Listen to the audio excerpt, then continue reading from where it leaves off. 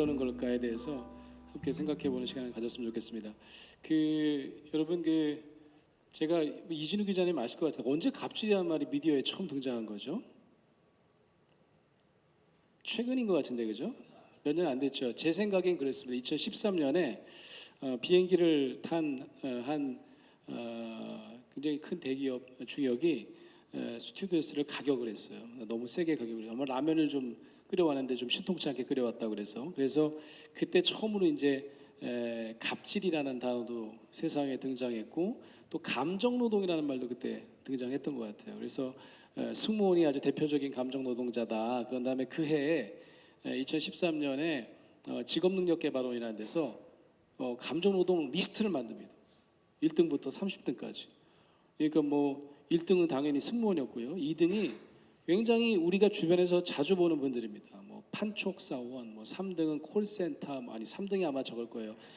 이동 그 전화기 판매원, 뭐 간호사, 뭐 기타 등등 굉장히 많은 분들 리스트를 알고 보면 그분들이 아까 말씀하신 것처럼 정말 우리 자녀일 수도 있고, 알바하는 우리 자녀일 수도 있고, 우리가 마트에서 만나는, 데스크에서 만나는 분들일 수도 있어요. 그래서 굉장히 갑질 쉽게 당하고 갑질하는 분들이 또 특별한 분들은 아닌 것 같아요. 굉장히 직급이 높아가지고 뭐 말만 하면 비행기도 세울 수 있는 그런 분들도 있지만 꼭 그런 것만도 아닌 것 같아요. 그래서 제가 넘길 수 있나요? 넘겨주실까요? 갑질하는 분들 있잖아요. 갑질의 주체가 진짜 갑일까요? 제가 여기서 하는 갑은 정말 우리가 존경할 만한, 내가 그분을 통해서 뭐 어떤 혜택을 입든 아주 감사하게 여길 만한 진짜 갑일까? 이게 갑이라고 하는 단어는 그렇게 나쁜 단어가 아닌 것 같은데 어느 순간부터 질이라고 하는 게 이제 붙으면서 굉장히 이상한 게 돼버렸어요. 넘겨보실래요? 제가 진짜 제가 생각하는 갑 한 분을 소개하려고 그러는데, 우리는 메가더 장군을 굉장히 좋아라 하잖아요. 한국 사람들은. 미국 사람들한테 당신들이 제일 좋아하는 군인이 누구냐 하면 100% 이분을 찍는데요. 존 퍼싱 장군입니다. 들어보셨어요? 이분을 알면 굉장히 세계사 공부 많이 하신 분인데, 이분이 1차 세계대전을 승리로 이끈 미국의 장군이에요. 굉장히 유명한 장군입니다. 그래서 미국 사람들이 이 사람을 뭐라고 부르냐면 제너럴 블랙잭이라고 그러는데요. 전 카드를 잘 못해가지고. 블랙잭 아세요? 카드예요. 뭐 이거 땡기는 거예요. 하여튼 굉장히 미국 사람들한테는 최고로 여기는 그런 군인입니다. 이분의 에피소드가 많은데, 이분의 에피소드 중에 이런 게 있대요. 전쟁을 하는데 막 적군이 막 그렇게 폭격을 하는 겁니다. 그러니까 다 불을 끄고 다 이렇게 이제 마치 아무도 없는 듯이 이제 기다려야 되는 상황인데, 아마 군대에 들어온 지 얼마 안 된 친구 같아. 1등병이 저쪽에서 막 성냥을 켜는 거예요. 그래갖고 옆에 있는 뭐 한 상병쯤 되는 친구가 옆에서 소리를 지릅니다. 야 임마! 당장 끄라고 막 소리를 질러요. 너 미친 거 아니야? 지금 저 폭격 중인데 불 켜면 어떡해? 막 그래가지고 이제 성냥을 잡다가 껐어요. 다행히 폭격을 안 하고 이제 지나갔어요. 적군이 다 지나갔습니다. 그러니까 이제 조명탄을 탁 켰잖아요. 그랬더니 알고 보니까 그 성냥 장난친 사람이 도대체 왜 그런지 모르겠지만 누구였냐면 바로 존 퍼싱 장군이었어요. 그러니까 거기 뭐 일병인지 상병인지 그 친구가 바들바들 떨기 시작합니다. 내가 누구한테 쌍욕을 한 거예요? 이분한테 쌍욕을 한 거죠. 존 퍼싱 장군한테. 잘못하면 나는 그냥 골로 가는 거 아니에요. 그래서 바들바들 떨고 있는데 존 퍼싱 장군이 그 사람에게 뚜벅뚜벅 걸어옵니다. 그러면서 그분은 어깨를 치더니, 그게 일병인지 상병인지 모르겠지만, 여보게 친구 깜짝 놀랐겠군. 그러면서 이렇게 얘기했대요. 내가 소위가 아닌 것을 다행으로 여기게. 그러면서 싹 지나갔대요. 이게 무슨 말인지 혹시 아세요? 웃어야 되는데 여러분 잘 이해가 잘 안 되나 봐요. 이게 내가 소위였으면 니들은 너는 반 죽었어. 근데 나는 뭐예요? 나는 슈퍼갑이에요. 어떤 면에서 나는 내가 너 같은 애가 쌍욕했다고 같이 열받고 같이 화나고 그러면, 에이 나는 갑 아니지, 난 장군 아니지. 근데 내가 만약 소위였으면 내가 자존심 상해갖고 오씨 일병 자식이 나한테 아마 반 죽였을 거야. 그런 얘기입니다. 실제로는 갑은 훨씬 더 제너러스 해야 될 것 같은데, 그죠? 있는 자고 높은 자고 나눠주는 자면 훨씬 더 제너러스 해야 될 것인데 그렇지 않다라고 하는 거죠. 넘겨볼까요? 짝퉁갑이 있습니다. 짝퉁갑. 우리가 얘기하는 갑질은 주로 짝퉁갑이에요. 이분들은 실제로 존경받을 만한 갑이 아니고 제가 볼 때는 굉장히 아까 우리 김중만 선생님 재밌는 얘기 하셨는데 제가 사실 그 얘기 좀 하려고 했는데 안 듣고 가셨네. 이분이 뭐라 그러냐면 살짝 병이 있는 거 아닙니까? 이 사람 좀 정신이 좀 이렇게 이상한 거 아닙니까? 이렇게 얘기를 하셨는데 실제로 그럴 가능성이 있어요. 내가 다 내 밑에 꿇어야 돼. 응? 이렇게 생각하는 짝퉁갑이 있습니다. 실제로 갑이 아니라 아까 얘기한 한 소위쯤 되는 거죠. 그래서 자존감이 그렇게 썩 높지 않은 짝퉁갑은 사실 왜 그런지를 우리가 좀 알 필요가 있다라고 하는 거죠. 여기 볼까요?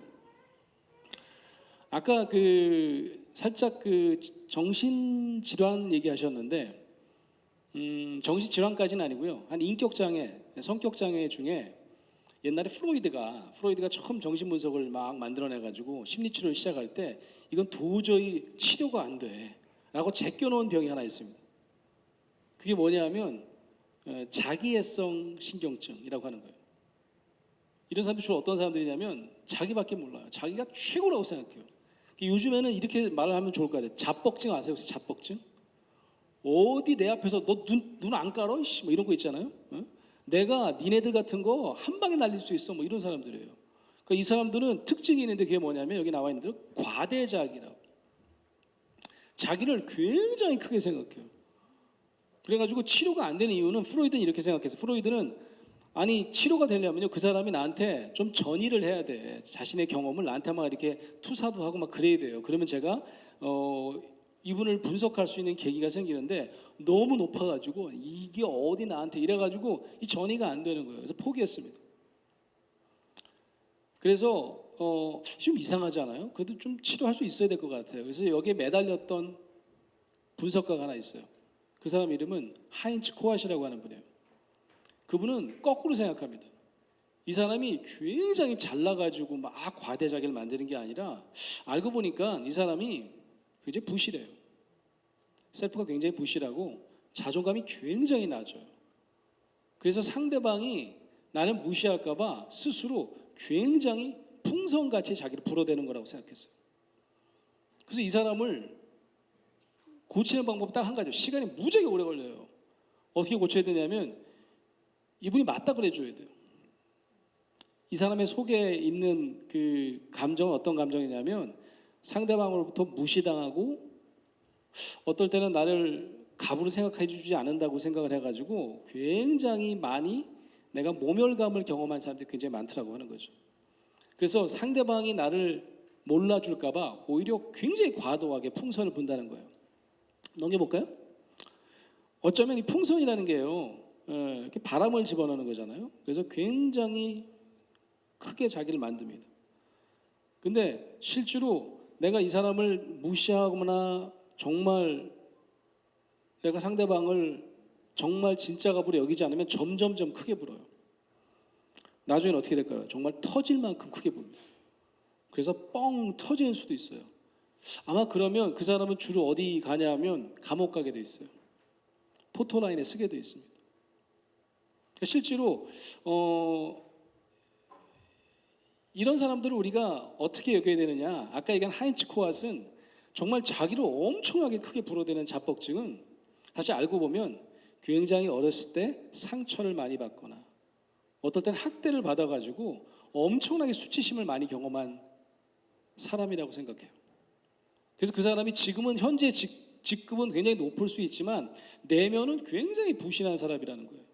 그래서 그런 사람한테 혹시 내가 상처를 입으면 아마 코앗은 갑질을 당한 사람한테 이런 얘기를 할지도 몰라요.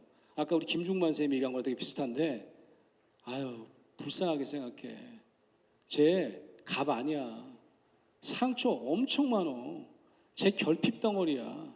제 마음속에는 수치심으로 가득 차 있는 아이야. 뭐 직급은 저보다 높아도 그렇게 이해하는 게 훨씬 더 낫다. 이렇게 해법을 제시하는 거죠. 넘겨볼까요? 여러분은 어때요? 여러분은 맨날 당하기만 하란 말이에요? 그럼 불쌍하게만 여기면 정말 당하는 을이 진짜 을인가요? 진짜 의리인 사람은 어떤 사람인 줄 아세요? 넘겨보세요. 제가 분명히 의리인데 이 의리 살아나는 거를 가끔 우리가 볼 때가 있어요. 어떠냐면 분연이 일어납니다. 을들이 함께 가만히 있어봐. 이건 아니잖아. 그러니까 이게 지금 광화문 촛불 집회를 위해서 찍은 건데 구호가 딱 하나였어요. 이게 나라냐? 사실 국민 모두가 받아야 될 똑같은 대우를 받지 못하고, 그래서 내가 다 처절한 을로 경험했을 때 이때 갑자기 한두 명이 모이기 시작합니다. 뭐 대단히 정치적 색깔 있는 사람들이 아니었어요, 그죠? 그냥 우리가 아는 일반 시민들이 광화문에 모이기 시작해요. 너무도 놀라운 게 폭력 사건 하나 일어나지 않고 끝까지 평화로운 집회를 해서, 그때 우리 그랬잖아요. 잘하면 이거 노벨 평화상 받는 거 아니야, 우리 집회? 뭐 그런 얘기까지도 할 정도였습니다. 넘겨주실래요?